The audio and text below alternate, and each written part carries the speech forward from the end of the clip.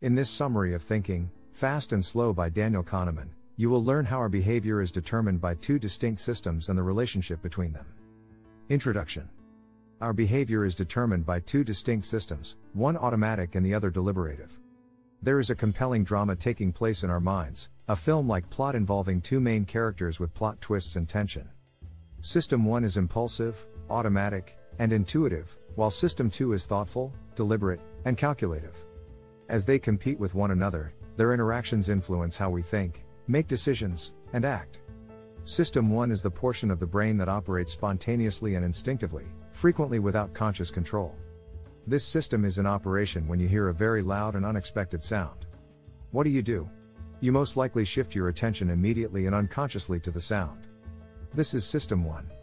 This system is a relic of our evolutionary past. The ability to make such quick decisions has inherent survival benefits.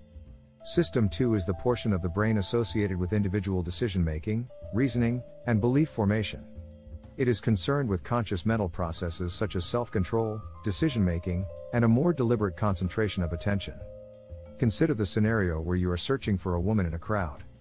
Your mind deliberately focuses on the task. It recalls the person's characteristics and anything else that could assist in locating her. This concentration aids in eliminating potential distractions, and you barely notice other individuals in the crowd. If you maintain this level of concentration, you may find her within minutes, whereas if you become distracted and lose focus, you will have difficulty locating her. As we shall see in the subsequent summaries, the relationship between these two systems dictates our behavior. Essential Concept 1. How laziness can result in errors and impair our intelligence is the primary concept of the lazy mind. Solve this famous bat and ball problem to observe how the two systems operate. A baseball and bat cost $1.10. The bat costs an additional $1 over the ball. What is the ball's price? The price of 10 cents that most likely came to mind as a result of System 1's intuitive and automatic calculations, and it is incorrect. Take a moment and do the math immediately. Do you see your mistake? The appropriate response is 5 cents. Your impulsive System 1 took over and automatically responded based on intuition. But it responded too quickly. In the bat and ball problem, System 1 is tricked. Typically, when confronted with a situation it cannot comprehend, System 1 asks System 2 to solve the problem. It incorrectly perceives the problem to be simpler than it actually is and believes it can handle it on its own. The bat and ball problem highlights our inherent mental laziness. When we use our minds, we typically expend the least amount of energy possible for each task. This is known as the principle of minimum effort. Because checking the answer with System 2 would require more energy, our mind will not do so if it believes that System 1 is sufficient. This laziness is regrettable, as using System 2 is a crucial component of our intelligence. Research indicates that practicing System 2 tasks, such as concentration and self-control, increases intelligence. The bat and ball problem exemplifies this, as our minds could have used System 2 to check the answer and thus avoided this common error. By being slothful and avoiding the use of System 2, our intelligence is diminished. Essential Concept 2. Why we are not always in complete conscious control of our thoughts and actions. What comes to mind when you see the fragmented word soap? Likely nothing. What if we consider the word eat first? Now, if you were to look at the word soup again, you would likely complete it as soup. This is referred to as priming.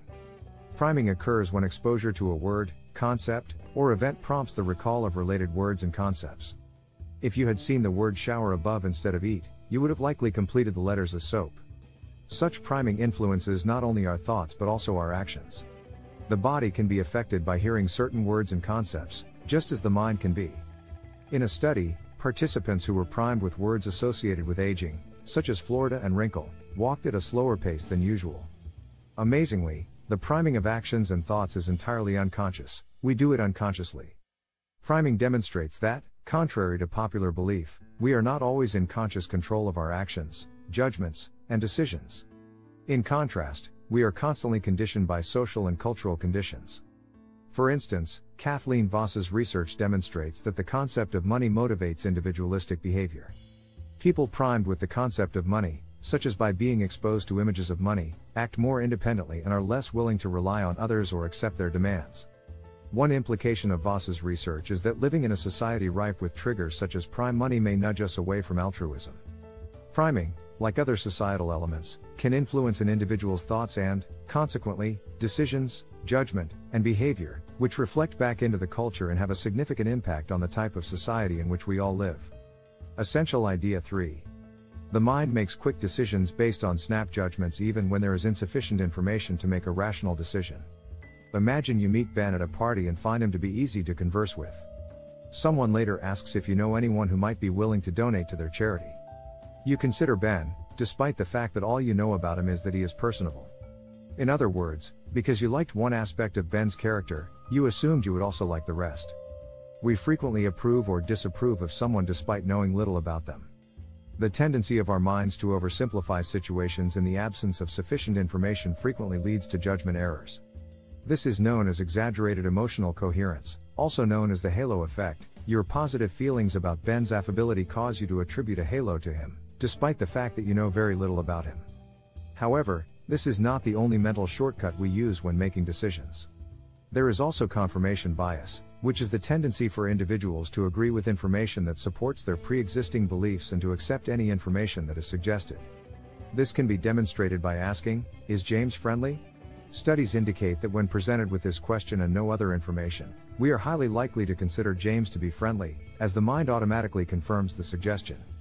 Both the halo effect and confirmation bias result from our eagerness to make snap decisions. But this frequently results in errors because we do not always have enough information to make an accurate determination. To fill in the gaps in the data, our minds rely on false suggestions and oversimplifications, leading to potentially incorrect conclusions. These cognitive phenomena, like priming, occur without our conscious awareness and influence our decisions, actions, and choices. Essential idea 4. How the mind uses mental shortcuts to make quick decisions. We frequently face situations in which we must make a snap decision. To facilitate this, our minds have evolved a series of mental shortcuts that enable us to instantly comprehend our surroundings. They are known as heuristics. The problem is that our minds tend to overuse these processes, even though they are generally beneficial. Applying them to situations for which they are not suited can result in errors. To gain a better understanding of heuristics and the errors they can cause, we can examine two of their many types, the substitution and availability heuristics. In the substitution heuristic, we answer a question that is simpler than the one that was actually posed. Consider the following question: that woman is a candidate for sheriff. How effective will she be as president? We automatically substitute an easier question for the one we're supposed to answer, such as, does this woman resemble someone who would make a good sheriff? This heuristic means that instead of researching the candidate's history and policies, we ask the much simpler question of whether or not this woman matches our mental image of a good sheriff. Unfortunately, if the candidate does not match our conception of a sheriff, we may reject her, even if she has years of experience combating crime and would be the ideal candidate. Next is the availability heuristic, in which you overestimate the probability of something you hear frequently or find simple to recall. For instance, strokes cause significantly more deaths than accidents, but according to one study, 80% of respondents believed accidental death to be the more likely outcome. This is due to the fact that we hear about accidental deaths more in the media and that they leave a stronger impression on us. We recall horrific accidental deaths more readily than deaths from strokes, and as a result, we may react inappropriately to these dangers. Essential idea 5.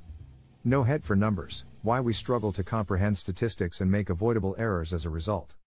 How can one predict whether or not certain events will occur? One effective method is to remember the base rate. This refers to the statistical foundation upon which all other statistics are based. Consider a large taxi company with 20% yellow taxis and 80% red taxis. This indicates that the base rate for yellow taxi cabs is 20% and the base rate for red taxi cabs is 80%. If you order a taxi and wish to predict its color, you can make a fairly accurate prediction if you recall the base rates. Therefore, we should always remember the base rate when predicting an event, but this is not the case. In actuality, base rate neglect is extremely prevalent. One of the reasons we ignore the base rate is because we focus on what we anticipate rather than what is most probable. Consider, for instance, those cabs once more. If you saw 5 red taxis pass you by, you might assume the next one will be yellow for a change. Regardless of how many cabs of either color pass, the likelihood that the next cab will be red is approximately 80%. If we recall the base rate, we should be aware of this. However, we have a tendency to focus on what we expect to see, a yellow cab, and are therefore likely to be mistaken. Base rate omission is a frequent error associated with the larger issue of working with statistics. We also have difficulty remembering that everything reverts to the mean. This is the recognition that all situations have their average status, and that variations from that average will eventually return to it. For instance, if a football striker who averages 5 goals per month scores 10 goals in September, her coach will be ecstatic. However, if she continues to average 5 goals per month for the remainder of the year, her coach will likely criticize her for not continuing her hot streak. The striker, however, does not merit this criticism because she is simply regressing to the mean. Essential Concept 6. Why we remember events through hindsight rather than direct experience is the sixth and final key concept of the past imperfect. Our minds do not remember experiences in a linear fashion. We have two distinct memory selves, each of which remembers situations in a distinct manner. First, there is the experiencing self, which documents our present moment emotions. It inquires, how does it feel right now? The remembering self records how the entire event transpired after it has occurred. It inquires, how was it overall? Because our feelings during an experience are always the most accurate, the experiencing self provides a more accurate account of the event. Our memory is dominated by the remembering self, which is less accurate because it registers memories after the situation has ended. The remembering self dominates the experiencing self for two reasons. The first is referred to as duration neglect, which occurs when we disregard the total duration of an event in favor of a specific memory from it. The second rule is the peak end rule, in which the conclusion of an event is overemphasized. Consider this experiment, which measured individuals' memories of a painful colonoscopy, as an illustration of the dominance of the remembering self. Before the colonoscopy, the participants were divided into two groups. Those in one group underwent lengthy, drawn-out colonoscopies, while those in the other group underwent much shorter procedures, but experienced increasing pain as the procedure progressed. One would assume that the unhappiest patients would be those who endured the longest procedure, as their pain lasted longer. Certainly, this was how they felt at the time. When each patient was asked about pain during the procedure, their own experience provided an accurate response. Those who had longer procedures felt more discomfort. However, when the remembering self took over after the experience, those who endured the shorter process with the more painful conclusion felt the worst. This study provides a clear illustration of duration neglect, the peak end rule, and our flawed memories. Essential Idea 7. How adjusting the focus of our minds can have a profound effect on our thoughts and actions. Depending on the task, different amounts of mental energy are expended. Cognitive ease exists when there is no need to mobilize attention and little energy is required. Nonetheless, when the mind must mobilize attention, it expends more energy and enters a state of cognitive strain. These fluctuations in brain energy have dramatic effects on our behavior. In a state of cognitive ease, the intuitive system 1 dominates, while the logical and more energy-intensive system 2 is weakened. This means we are more intuitive, creative, and content, but also more prone to error. In a state of cognitive strain, when our awareness is heightened, System 2 takes control. System 2 is better prepared than System 1 to double-check our judgments, so although we are significantly less creative, we will make fewer errors. You can consciously influence the amount of mental energy required to achieve specific mental states. To increase the persuasiveness of a message, for instance, promote cognitive ease. We can achieve this by exposing ourselves to repeated information. If information is repeated or made more memorable, its persuasiveness increases. Because our minds have evolved to respond favorably when repeatedly exposed to the same clear messages, this is the case. When we recognize something, we enter a state of cognitive comfort. Cognitive strain, on the other hand, assists us in overcoming obstacles such as statistical problems. We can enter this state by being exposed to information that is presented in a confusing manner, such as through difficult-to-read type. In an effort to comprehend the issue, our minds become more alert and energized, and we are consequently less likely to give up. Essential Concept 8. The manner in which we are presented with probabilities influences our evaluation of risk. How we evaluate ideas and approach problems is heavily influenced by how they are communicated to us. Subtle modifications to the specifics or emphasis of a statement or question can drastically alter how we respond to it. This is evident in the manner in which we assess risk. You may believe that once the probability of a risk has been determined, everyone will approach it in the same way. However, this is not true. Even for meticulously calculated probabilities, changing how the number is expressed can alter our approach. People will perceive a rare event as more probable if it is expressed in terms of relative frequency as opposed to statistical probability. In the so-called Mr. Jones experiment, two groups of psychiatric professionals were asked whether it was safe to release Mr. Jones from the psychiatric hospital. The first group was told that patients similar to Mr. Jones had a 10% chance of committing a violent act, while the second group was told that 10% of patients similar to Mr. Jones are estimated to commit violent acts. Nearly twice as many respondents in the second group opposed his discharge, compared to the first. Denominator neglect is another way in which our focus is diverted away from what is statistically significant. This occurs when we disregard simple statistical information in favor of vivid mental images that influence our decisions. Consider the following two statements. This drug protects children from disease X, but there is a 0.001% chance of permanent disfigurement, and 1 in 100,000 children who take this drug will be permanently disfigured. Even though both statements are equivalent, the second statement evokes an image of a deformed child and is much more persuasive. Therefore, we would be less likely to administer the drug.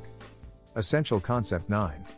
Not robots. Why we do not make decisions based solely on rational considerations. How do we make choices as individuals? A powerful and influential group of economists advocated for a long time that we make decisions based solely on rational argument. They argued that we all make decisions in accordance with the utility theory, which states that when individuals make decisions, they consider only the rational facts and choose the option that will result in the greatest utility for them. For instance, according to utility theory, if you prefer oranges to kiwis, you would prefer a 10% chance of winning an orange to a 10% chance of winning a kiwi. It appears obvious, correct? The most influential economists in this field were affiliated with the Chicago School of Economics and its most renowned scholar, Milton Friedman. Using utility theory, the Chicago School argued that market participants are ultra-rational decision makers, which economist Richard Thaler and attorney Cass Sunstein later dubbed econs. Each individual behaves identically as an economist, valuing goods and services based on their rational requirements. In addition, economists value their wealth rationally, considering only the utility it provides. Imagine two individuals, John and Jenny, each with a $5 million fortune. According to utility theory, they have identical wealth, so they should be equally satisfied with their financial situation. But what if we make things a bit more complicated? Let's assume that their $5 million fortunes are the result of a day at the casino, and that their starting points were vastly different. John entered the casino with $1 million and left with $5 million, whereas Jenny entered with $9 million and left with $5 million. Do you still believe that John and Jenny are both satisfied with their $5 million? Unlikely. Clearly, there is more to how we value things than their utility alone. As we will see in the following summary, we can make strange and seemingly irrational decisions because we do not all perceive utility as rationally as utility theory suggests. Essential Idea 10. Instead of making decisions based solely on rational considerations, we are frequently influenced by emotional factors. If utility theory fails, what does work? The author developed prospect theory as an alternative. Prospect theory challenges utility theory by demonstrating that when we make decisions, we do not always act rationally. Consider the following two examples. In the first scenario, you are given $1,000 and must choose between receiving an assured $500 or a 50% chance of winning another $1,000. In the second scenario, you are given $2,000 and must choose between a certain loss of $500 or a chance of losing $1,000 with a probability of 50%. If we made purely rational decisions, we would choose the same option in both instances.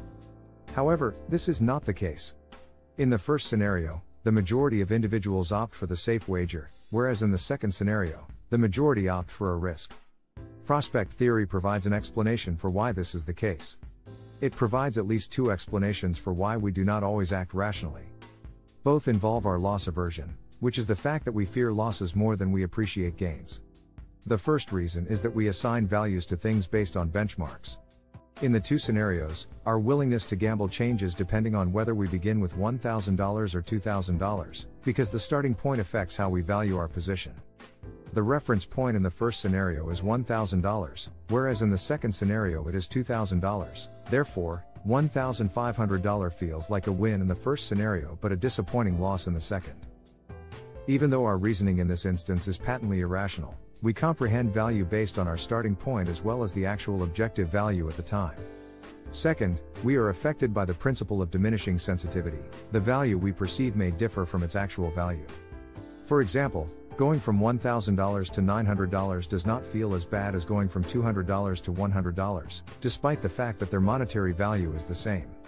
Similarly, the perceived value lost when decreasing from $1,500 to $1,000 in our example is greater than when decreasing from $2,000 to $1,500. Essential Idea 11. Why the mind creates complete mental pictures to explain the world, but they lead to overconfidence and errors.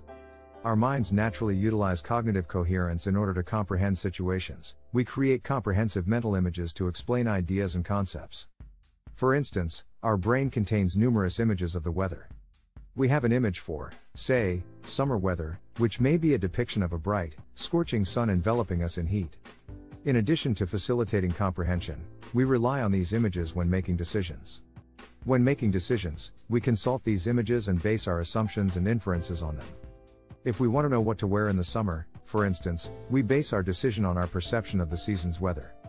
The issue is that we place an excessive amount of faith in these images. Even when available statistics and data contradict our mental images, we continue to follow them. Even if the weather forecaster predicts relatively cool weather in the summer, you may still wear shorts and a t-shirt because that is what your mental image of summer dictates. You may then find yourself outside shivering. In short, we are extremely overconfident in our frequently inaccurate mental images. However, there are ways to overcome this overconfidence and begin making more accurate forecasts. Using reference class forecasting is one way to avoid making errors. Rather than making predictions based on rather general mental images, use specific historical examples to make more accurate predictions. Consider, for instance, the last time you went outside on a cold summer day. What were you wearing? In addition, you can create a long-term risk policy that outlines specific measures for both forecast success and failure. Through preparation and protection, you can make more accurate predictions by relying on evidence as opposed to vague mental images. In the case of our weather example, this could mean bringing a sweater along as a precaution. Final summary. The primary theme of this book is thinking, fast and slow reveals that the human mind contains two distinct systems. The first is instinctual and requires little effort, while the second is more deliberate and requires significantly more focus. Our thoughts and actions vary depending on which of the two brain systems is in charge at the time. Actionable advice. Repetition is required. Repeated exposure to messages strengthens their persuasiveness. This is likely due to the fact that our evolution made repeated exposure to things with no negative consequences appear inherently positive. Rare statistical events that are over-reported in newspapers should not influence your decisions. Disasters and other events play an important role in our history, but due to the media's vivid depictions of them, we frequently overestimate their statistical likelihood. You are more intuitive and creative when you're in a good mood. The portion of the mind that is alert and analytical tends to relax when one is in a better mood. This relinquishes control of your mind to the intuitive and quick-thinking system, thereby fostering creativity. Thank you for watching. This book can be obtained by clicking the link in the description box. Please subscribe, like, comment, and share with your family and friends.